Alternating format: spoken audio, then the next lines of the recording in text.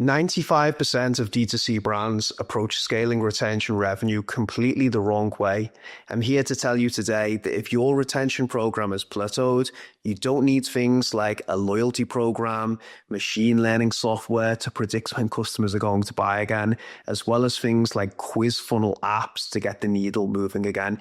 Instead, what you need to do is go back, examine these 4 fundamental pillars of retention that I'm about to teach to you, and make sure that you've optimized and left no stone unturned with these.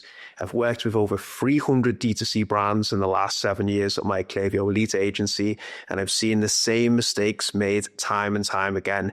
Retention plateaus, and the brand owner or the CMO thinks they need a fancy software to get the needle moving again. You don't. You need to go back, optimize these 4 pillars. So without further ado, let me teach you them and show you how to fix them and get the momentum building again in the business. Pillar number 1, deliverability.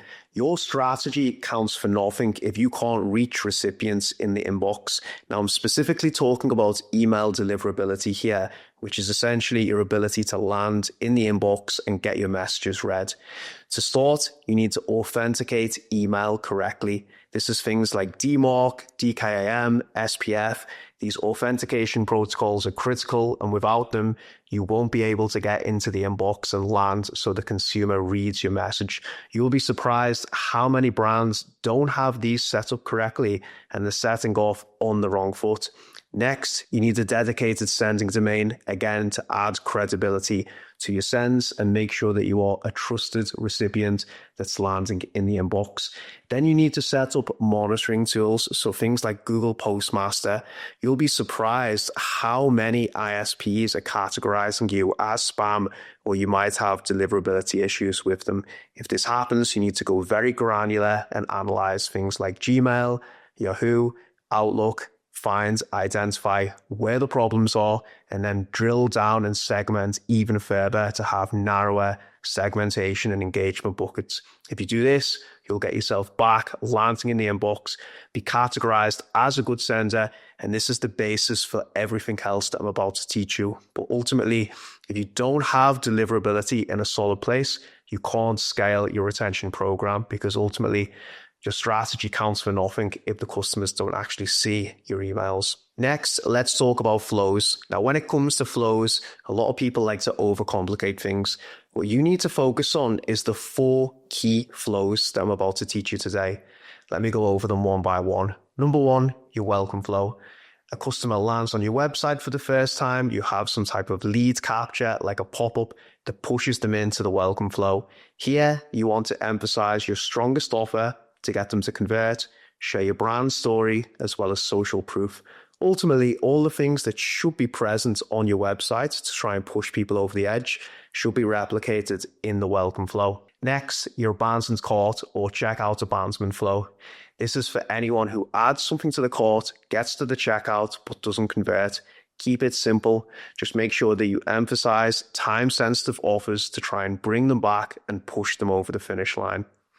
Next, you want to look at your browse abandonment flow. This is a good one for returning customers who might be viewing products but don't convert. Trigger this, have a couple of follow-ups both on email and SMS or WhatsApp if you're in Europe or the EU, and make sure that you incentivize the customer to come back and complete the purchase.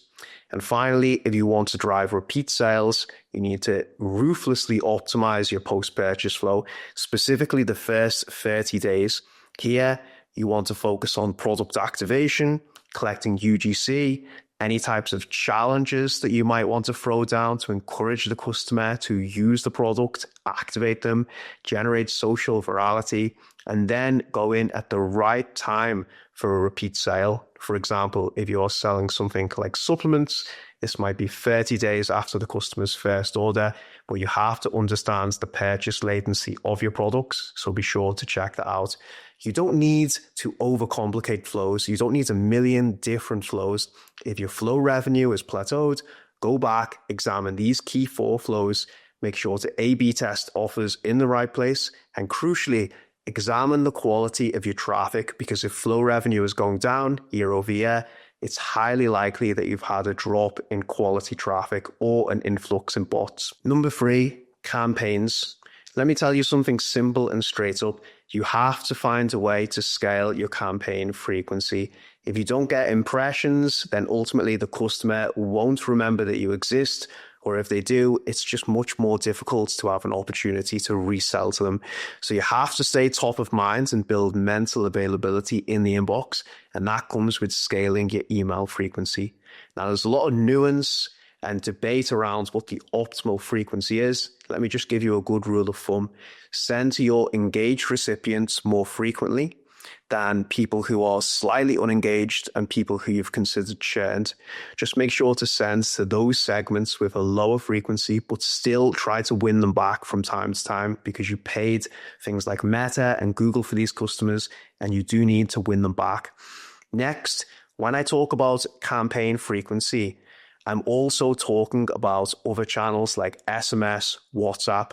Here's the harsh reality of email. Over 50% of people who subscribe will probably never open your emails.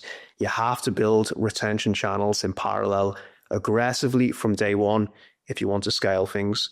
And finally, when it comes to design and content mix, keep it simple. If you're trying to increase frequently, really sophisticated designs, as beautiful as they may look, will be a bottleneck to increasing frequency. So try and have a consistent base, a template that will enable you to scale the production of your sends to land in the inbox and drive those repeat sales. Ultimately, it's about getting the click and getting people back to the website, and you can do that with quite simple designs. The final component that you need to be aware of is list growth. Now, the caveat to this is you need quality over quantity, and quality comes from having qualified traffic land on your website who have high intent. So don't just bloat the list with anybody. Now, there's 3 things you need to consider when it comes to list growth. 1, make the offer appear very quickly on the screen. Don't wait for 60 seconds or with X intense trigger pop-ups. In all of the testing I've done, this will not impact your conversion rate. In fact, I've seen in many cases it has a small improvement on conversion rate. So don't worry about traffic coming to the website being annoyed by the pop-ups. Ultimately, you need to capture data as quickly as possible. Secondly, you need to build consent across multiple retention channels. This doesn't mean just relying on email alone. It means collecting SMS consent, WhatsApp if you're based in Europe, and also looking at channels like direct mail as well when it comes to the right time to send that to those recipients. Third, you need to leverage social channels to expedite list growth. This is a massive untapped area of opportunity so many brands miss out on. Your social organic channels are great for using things like Instagram stories, TikTok to drive list growth, as well as influencers and people that you're partnering with. Don't sleep on this. It can dramatically expedite your list growth. So to wrap things up, if you are struggling to scale your retention revenue, go back, examine these 4 key areas, look at the fundamental pillars, keep it simple, and I guarantee you'll be able to get the needle moving again. If you like this video, please like, subscribe, tell your friends about it. Everything helps, and I will see you back with another video soon.